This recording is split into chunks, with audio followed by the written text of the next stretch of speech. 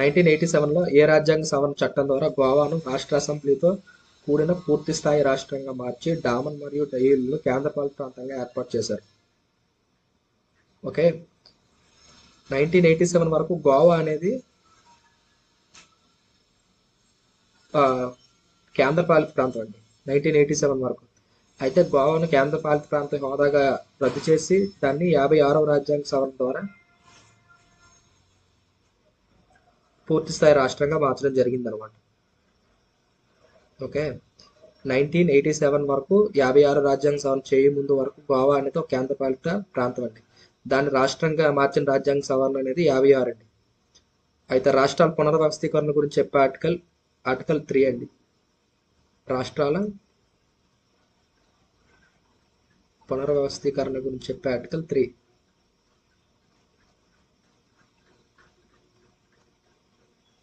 Article 3 రాష్ట్రాల యొక్క పునర్వ్యవస్థీకరణ గురించి చెప్తే ఆర్టికల్ 55 వచ్చేసరికి అదే 55వ రాజ్యాంగ సవరణ వచ్చేసరికి అరుణాచల్ ప్రదేశ్ ఉంది కదండి. అరుణాచల్ ప్రదేశ్ కూడా కేంద్రపాలిత ప్రాంతమే 1986 వరకు. అయితే 55వ రాజ్యాంగ సవరణ ద్వారా అరుణాచల్ ప్రదేశ్ను పూర్తి స్థాయి రాష్ట్రంగా మార్చడం జరిగింది అనమాట. 52వ రాజ్యాంగ సవరణ 10వ షెడ్యూల్ 1985. 52వ రాజ్యాంగ సవరణ ద్వారా 10వ షెడ్యూల్ను భారత రాజ్యాంగంలో చేర్చడం జరిగింది 1985. 10వ షెడ్యూల్ దేని గురించి చెప్తుందంటే పార్టీ ఫిరాయింపుల గురించి చెప్తుంది అనమాట.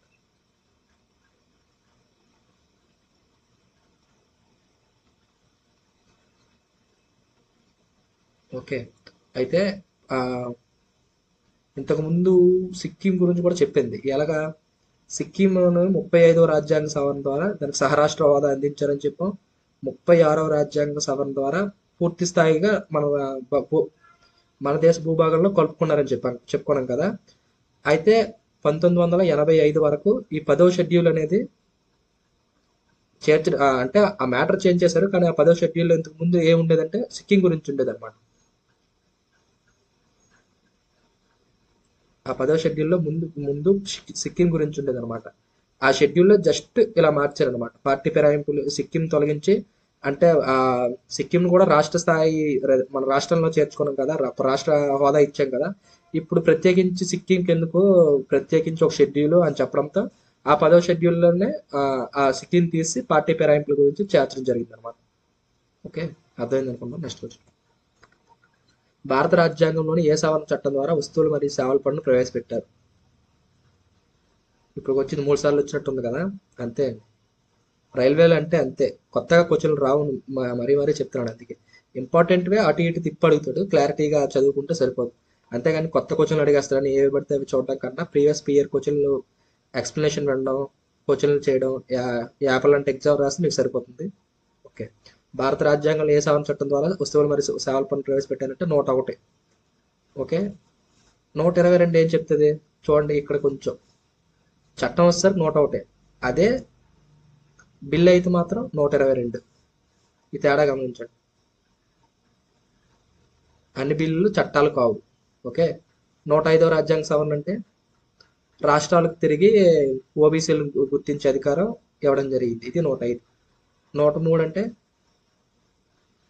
ఈడబ్ల్యూఎస్. ఓకే, మనంతా డిస్కస్ చేసాం. Okay, next. భారత రాజ్యాంగంలోని ఆర్టికల్ 75 ఏ సవరణ ప్రకారం ప్రధానమంత్రితో సహా మొత్తం మంత్రుల సంఖ్యను మంత్రిమండలిలో చేర్చారు? వీరి సంఖ్య మొత్తం సభలోని సభ్యుల సంఖ్యతో 15% మించకూడదు. దీన్ని బాగా డిస్కస్ చేశాను. కాకపోతే మీరు పాత వీడియోలు కూడా ఒకసారి చూడండి. అంటే ఇప్పుడు కూడా చెప్తాను, కానీ దీని గురించి అయితే ముందు ఒకసారి డిస్కస్ చేశాను. 91వ రాజ్యాంగ సవరణ 2003 అనమాట. ఓకే. 91కి ముందు ఎలా ఉండేదంటే మంత్రిమండలికి లిమిట్ ఉండేది కాదండి, ఎంతమంది అయినా ఉండొచ్చు అనమాట. దాని ఆసరాగా తీసుకొని గోల్డెన్ శాఖలు క్రియేట్ అయ్యాయి. దాన్ని ఆ లిమిట్లో పెట్టాలంటే రాజ్యాంగం సవరించి 91 2003లో సవరించారు అనమాట. 75 క్లాస్ 1A ఒకటి, 75 క్లాస్ 1B చేర్చారు.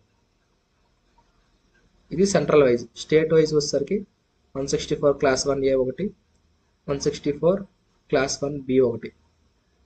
ఈ 4 ఆర్టికల్స్ చేర్చారు అనమాట. ఆ 75 క్లాస్ 1A ఇదే చెప్తుంది అనమాట. అంటే మంత్రిమండలి 15% పెంచకూడదని చెప్పేది 75 క్లాస్ 1A. ఇక్కడ 164 క్లాస్ 1A 15% పెంచకూడదు. ఎక్కడ రాష్ట్రంలో 15% పెంచకూడదు. 12 మందికి తక్కువ ఉండకూడదు. ఇక్కడ తక్కువ అనే ఇది ఉండదండి. ఓన్లీ 15% మాత్రమే ఉంటుంది ఇక్కడ. ఇక్కడ మాత్రం 15%కి పెంచకూడదు, 12 మందికి తక్కువ కూడా ఉండకూడదు. ఈ ఒక్క పాయింట్ యాడ్ అవుతుంది అనమాట. ఇది జాగ్రత్తగా, ఇది ఇంపార్టెంట్. ఈ 12 మందికి తక్కువ ఉండకూడదని ఇక్కడ మాత్రమే కనబడుతుంది. అంటే రాష్ట్రాల్లో మాత్రమే కనబడుతుంది, కేంద్రంలో ఉండదు. 75 క్లాస్ 1B పార్టీ ఫిరాయింపుల ప్రకారం ఒకరిపైన అనర్హత వేటు వేస్తే వారికి ఎటువంటి పదవులు ఇవ్వకూడదని చెప్పేది 75 క్లాస్ 1B. 164 క్లాస్ 1B అని చెప్తుంది, రాష్ట్రాల్లో ఒకరిపైన అనర్హత వేటు వేస్తే వాళ్ళకి కూడా ఎటువంటి పదాలు ఇవ్వకూడదని చెప్పేది 164 క్లాస్ 1B అనమాట. ఓకే.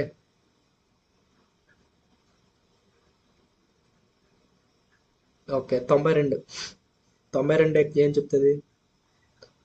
బోడో, డోగ్రి, మైథిలి, సంతాలి ఈ 4 భాషలకు రాజ్యాంగ హోదా ఇచ్చారు కదా, అది చెప్పేది 92 అనమాట. ఓకే. 2003. 94 రాజ్యాంగ సవరణ ఏం చెప్తుందంటే మధ్యప్రదేశ్, జార్ఖండ్, ఒడిస్సా, ఛత్తీస్గఢ్ ఈ 4 రాష్ట్రాలకు గిరిజన మంత్రులను నియమించే అధికారం ఆ రాష్ట్ర గవర్నర్లకు కలదని చెప్పేది 94వ రాజ్యాంగ సవరణ. ఓకే, నెక్స్ట్ కొంచెం చూద్దాం. భారత రాజ్యాంగంలో ఆర్టికల్ 21Aను ఏ రాజ్యాంగ సవరణ చట్టం ద్వారా చేర్చారు? ఆల్రెడీ మాట్లాడాం. 86th. అయితే ఆర్టికల్ 21A ఏం చెప్తుంది? 6 నుండి 6 to 14 పిల్లలకు ఉచిత నిర్బంధ విద్య గురించి చెప్తుంది ఆర్టికల్ 21 క్లాస్ A. అయితే ఇది స్టార్టింగ్ రాజ్యాంగంలో ఆదేశ సూత్రాల్లో ఉండేది, ఆర్టికల్ 45లో ఉండేది. ఆదేశ సూత్రాలు ఏంటంటే ప్రభుత్వానికి మార్గదర్శిగా పనిచేస్తాయి, కానీ ఖచ్చితంగా అమలు చేయాలని ఇదేం లేదు. న్యాయస్థానాలకు వెళ్ళినా కూడా వీటిని ఖచ్చితంగా అమలు చేయాలని ఏం లేదు. అలా చెప్పే ఆర్టికల్ 37. ఆర్టికల్ 37 ఏం చెప్తుంది? ఆదేశ సూత్రాల్లో అమలు చేయడానికి న్యాయస్థానాలు ఎటువంటి నియామకాలను కూడా జారీ చేయలేవు అని చెప్పేది ఆర్టికల్ 37 అనమాట. అలాగే ఆర్టికల్ 45లో ఏముండేదంటే 6 నుంచి 14 సంవత్సరాల పిల్లలకు ఉచిత నిర్బంధ విద్యను అందించండి అని ఉండేది. అవి ప్రభుత్వాలు అమలు చేసేవి కావు. ఎవరైనా కోర్టుకు కూడా వెళ్ళడానికి అయ్యేది కాదు ఆర్టికల్ 37 ప్రకారం. అయితే పెద్దలు ఉంటారు కదా, విద్యావేత్తలు, వీళ్ళందరి యొక్క ఒత్తిడి మేరకు దీన్ని ఆర్టికల్ 21 క్లాస్ Aలో 86వ రాజ్యాంగ సవరణ ద్వారా చేర్చడం జరిగింది. దీని ద్వారా ఏం జరుగుతుంది? ఈ ప్రాథమిక హక్కులు అనమాట. ఇప్పుడు ప్రాథమిక హక్కులకి భంగం కలిగితే మనం నేరుగా ఆర్టికల్ 32 ప్రకారం సుప్రీంకోర్టుకి వెళ్ళొచ్చు. ఆర్టికల్ 226 ప్రకారం హైకోర్టుకి వెళ్ళొచ్చు. ఓకే, ఆర్టికల్ 32 ప్రకారం సుప్రీంకోర్టుకి వెళ్ళొచ్చు, ఆర్టికల్ 226 ప్రకారం హైకోర్టుకి వెళ్ళొచ్చు అనమాట. అంటే దీనికి ఒక చట్టం లాంటిది అనమాట. కాబట్టి దాన్ని ఆదేశ సూత్రాల నుంచి ప్రాథమిక హక్కుల్లోకి మార్చడం జరిగింది అనమాట. ఓకే, నెక్స్ట్ కొంచెం చూద్దాం. భారత రాజ్యాంగంలోని ఏ ఆర్టికల్ 44వ సవరణ ద్వారా ప్రభావితమైంది? Article 300 class A. దీని గురించి ఆల్రెడీ మొత్తం మాట్లాడాం. ఆస్తి హక్కు అనేది భారత రాజ్యాంగం అమల్లోకి వచ్చేటప్పుడు ప్రాథమిక హక్కుగా ఉండేది. ఆ ప్రాథమిక హక్కుగా ఉండడం చేత ఏం జరిగేదంటే ఎక్కువ భూమి ఉన్న వారికి వాళ్ళ దగ్గర నుండి భూమి తీసుకొని పేద ప్రజలకు పంచేటప్పుడు ఈ భూస్వాములందరూ హైకోర్టుకి వెళ్ళడం జరిగేది, కోర్టులకు వెళ్ళడం జరిగేది. కోర్టులకు వెళ్ళడం ద్వారా ఆస్తి హక్కు అనేది ప్రాథమిక హక్కు కాబట్టి సుప్రీంకోర్టు, హైకోర్టు రిట్లు జారీ చేసేవి. ఆ రిట్లు జారీ చేయడం ఏం జరిగేది, వాళ్ళ భూమి వాళ్ళకే తిరిగి మళ్ళీ చెందడం జరిగేది. దీని ద్వారా న్యాయం జరిగేది కాదు. కాబట్టి ఇది ప్రాథమిక హక్కుల్లో ఉంటే ఎప్పటికైనా దేశం యొక్క అభివృద్ధికి ఆటంకం అని భావించి దీన్ని 44వ రాజ్యాంగ సవరణ ద్వారా 1978లో 12వ భాగం 300Aలో చేర్చడం జరిగిందనమాట. ఇదంతా ఆల్రెడీ డిస్కస్ చేసాం. నెక్స్ట్ కూడా భారత రాజ్యాంగంలోని ఏ సవరణ ఢిల్లీని జాతీయ రాజధాని ప్రాంతంగా చేసిందంటే 69.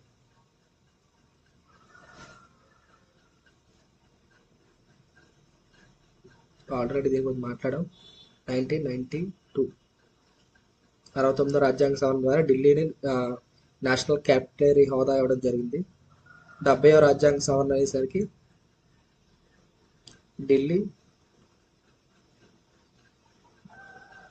ఢిల్లీ పాండిచ్చేరులకు రాష్ట్రపతి ఎన్నికల్లో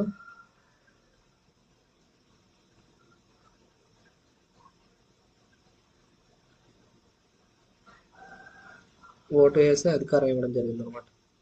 అంతకుముందు ఉండేది కాదు. 95 ఇది 1995. ఢిల్లీ పాండిచ్చేరి రాష్ట్రపతి ఎన్నికల్లో ఓటు వేసే అధికారం 70వ రాజ్యాంగ సవరణ ద్వారా ఇవ్వడం జరిగింది అనమాట. అంతకుముందు అయితే ఉండేది కాదు. అందువల్ల దాన్ని ఢిల్లీ పాండిచ్చేరిని యాడ్ చేసి ఇవ్వడం జరిగింది. Okay, next question. స్వర్ణ సింగ్ కమిటీ సిఫారసులను అమల్లోకి తెచ్చిన మినీ రాజ్యాంగం అని పిలువబడేది ఏ రాజ్యాంగ సవరణ? 42.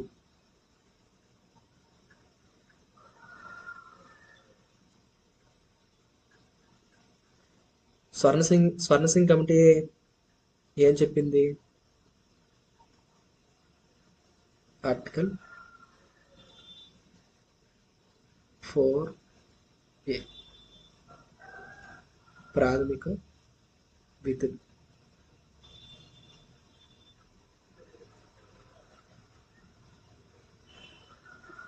స్వర్ణ సింగ్ కమిటీ సిఫారసులు ప్రాథమిక విధులమే వేయడం జరిగింది. అవి సిఫారసు చేయడంతో ప్రాథమిక విధులను భారతదేశ రాజ్యాంగంలో 4A భాగంలో చేర్చడం జరిగింది అనమాట. అది ఏ రాజ్యాంగ సవరణ అంటే 42వ రాజ్యాంగ సవరణ ద్వారా. Okay, next question.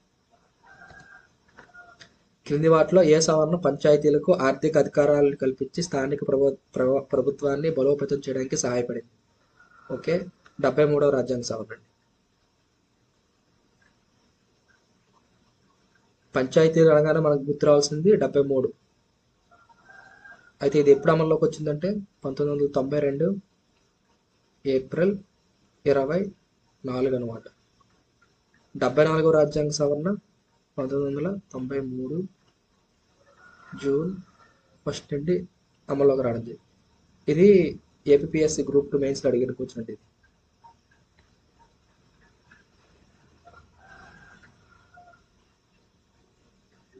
74వ రాజ్యాంగ సవరణ 1993 ఎప్పుడు అమల్లోకి వచ్చిందంటే జూన్ 1. ఇది అడిగాడు. అయితే 73వ రాజ్యాంగ సవరణ ఏం చెప్తుందంటే పంచాయతీలకు సంబంధించిన 243 నుంచి 243O వరకు 73వ రాజ్యాంగ సవరణ ఇన్ని ఆర్టికల్స్ని డిస్కస్ చేస్తుంది అనమాట. 74వ రాజ్యాంగ సవరణ వచ్చేసరికి 243P నుంచి 243ZG వరకు డిస్కస్ చేస్తుంది. ఓకేనా? అయితే పంచాయతీల ఆర్థిక అధికారులు అన్నారు కదా, పంచాయతీలకు ఉన్న అధికారాల సంఖ్య ఎంత అంటే 29 అండి.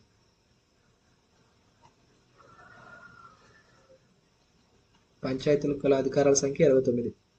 అలా కాకుండా మున్సిపాలిటీ 74వ రాజ్యాంగ సవరణ ద్వారా మున్సిపాలిటీలకు ఉండే అధికారాల సంఖ్య 18 అండి. ఇది ఇంపార్టెంట్. ఇది ఏపీఎస్ఐ ఉంది కదా, 2023లో జరిగిన ఎస్ఐ ప్రిలిమ్స్లో అడిగిన క్వశ్చన్ ఇది. ఓకే, పంచాయతీలకు ఉన్న అధికారాల గురించి చెప్పే అధికారాలు ఏంటంటే 29, మున్సిపాలిటీలకు ఉన్న అధికారాలు ఏంటంటే 18. అలా కాకుండా వీటి గురించి చెప్పే ఆర్టికల్స్ ఏంటంటే భారతదేశ రాజ్యాంగంలో పంచాయతీల గురించి చెప్పే ఆర్టికల్స్ ఏంటంటే 16 ఆర్టికల్స్ చెప్తాయి. మున్సిపాలిటీ గురించి చెప్పే ఆర్టికల్స్ ఏంటంటే 18 ఆర్టికల్స్ చెప్తాయి.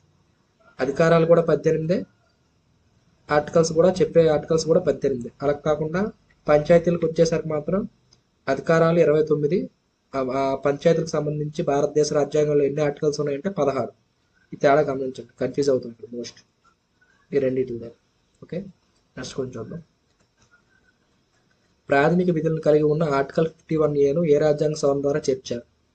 ఆల్రెడీ డిస్కస్ చేసాం, 42. స్వర్ణ సింగ్ కమిటీ సిఫారసుల మేరకు ప్రాథమిక విధులను భారతదేశ రాజ్యాంగంలో చేర్చడం జరిగింది. 42వ రాజ్యాంగ సవరణ ద్వారా 1976 చేర్చినప్పుడు భారతదేశ ప్రధాని ఎవరంటే ఇందిరాగాంధీ. భారతదేశ తొలి మహిళా ప్రధానిగా ఇందిరాగాంధీని చెప్పుకోవచ్చు. 1966 నుంచి 1977 వరకు భారతదేశ ప్రధానమంత్రిగా చేశారు. అలానే 1980 నుంచి 1984 వరకు కూడా చేశారు. 1966 నుంచి 77 వరకు చేశారు. 1980 నుంచి 1984 వరకు చేశారు. ఓకే. 1984 అక్టోబర్ 31 చనిపోవడం జరిగింది ఈవిడ.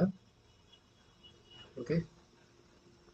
అయితే భారతదేశానికి ఎక్కువ కాలం ప్రధానమంత్రిగా చేసింది ఎవరంటే మాత్రం జవహర్లాల్ నెహ్రూ 1947 నుంచి 64 వరకు చేయడం జరిగింది. ఓకే, ఇట్లండి. ఓకే, నెక్స్ట్ కొంచెం చూద్దాం.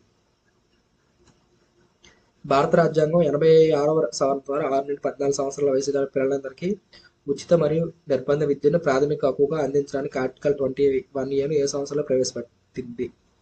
2002 అండి. దీని గురించి కూడా ఆల్రెడీ డిస్కస్ చేసాం, ఇంకొకసారి క్లారిఫై చేస్తాం చూడండి. 6 నుండి 14 సంవత్సరాల వయసు గల పిల్లలందరికీ ఉచిత మరియు నిర్బంధ విద్య అని రాజ్యాంగంలో అమల్లోకి వచ్చినప్పుడు ప్రాథమిక హక్కుల్లో ఉంది అంటే తప్పు అవుద్దండి. ప్రాథమిక హక్కుల్లో లేదు. దాన్ని ఆర్టికల్ 21A ద్వారా 86వ రాజ్యాంగ సవరణ ద్వారా 2002లో చేర్చడం జరిగింది. ఈ తొలాత అంటే ఫస్ట్ ఎక్కడ ఉందంటే ఆదేశ సూత్రాల్లో ఉండడం జరిగింది. ఆర్టికల్ 45లో ఉంది. అయితే ఆర్టికల్ 45లో ఉన్న ఆదేశ సూత్రాలు అంటేనే ప్రభుత్వానికి మార్గదర్శకాలు, అంటే అవి ఖచ్చితంగా అమలు చేయడానికి లేదు. వాటిని న్యాయస్థానాల ద్వారా కూడా అమలు చేయలేం. కాబట్టి ఏం జరిగింది, ప్రభుత్వం అమలు చేసేది కాదు. అయితే కొంతమంది భారతదేశంలో ఉన్నత విద్యావేత్తలు అంటే అబ్దుల్ కలాం కానీ సర్వేపల్లి రాధాకృష్ణన్ గారు అలాంటి వాళ్ళు ఏం చేశారనమాట, మీరు దీన్ని ఎలాగా ఉంచితే భారతదేశం అనేది అభివృద్ధి చెందదు, కాబట్టి దీన్ని ప్రశ్నించే విధంగా ఆదేశ సూత్రాల నుంచి ప్రాథమిక హక్కులకు మార్చండి అని చెప్పడంతో ఇది 86వ రాజ్యాంగ సవరణ ద్వారా ఆర్టికల్ 45లో ఉన్న కంటెంట్ని ఆర్టికల్ 21Aకి షిఫ్ట్ చేయడం జరిగింది అనమాట. అయితే ఇప్పుడు ఆర్టికల్ 45లో ఏముందంటే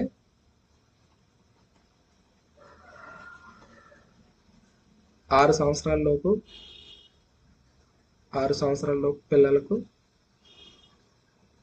నిర్బంధ విద్య అందించడం అనేది ప్రభుత్వాల యొక్క హక్కు అని రాసి ఉంటుంది. జస్ట్ ఇది ఉందన్నమాట. ఇప్పుడు ఆర్టికల్ 45లో 6 సంవత్సరాల పిల్లలకు ఉచిత నిర్బంధ విద్య హక్కు అనేసి అక్కడ ఆర్టికల్ 45లో ఉందన్నమాట. అలా కాకుండా 6 నుండి 14 సంవత్సరాలు వచ్చేసరికి మాత్రం ప్రాథమిక హక్కుల్లో ఉంది. అర్థమైంది అనుకుంటాను. నెక్స్ట్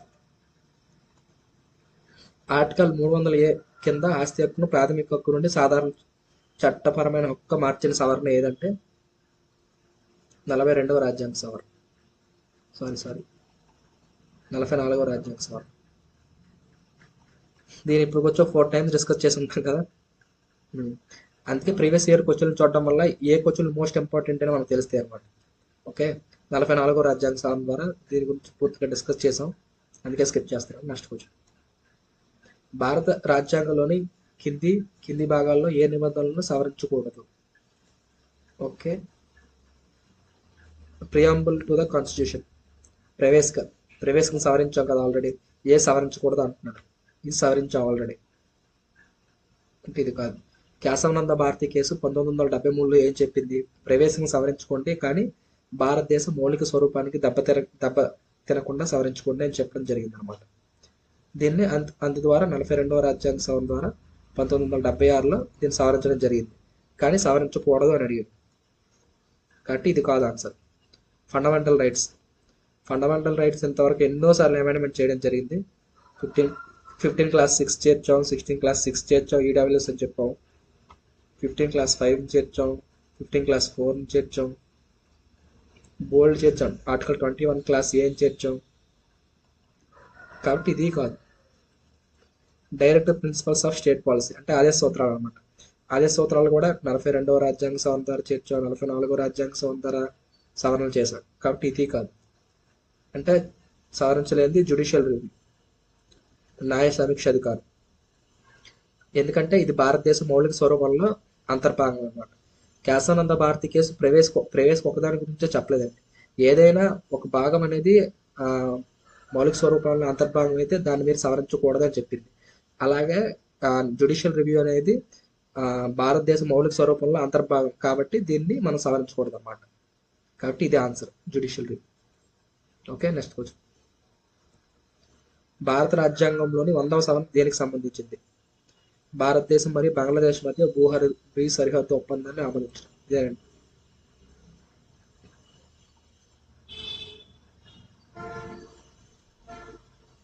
అంటే భారతదేశానికి చెందిన కొన్ని భూభాగాలు బంగ్లాదేశ్కి ఇవ్వడం జరిగింది.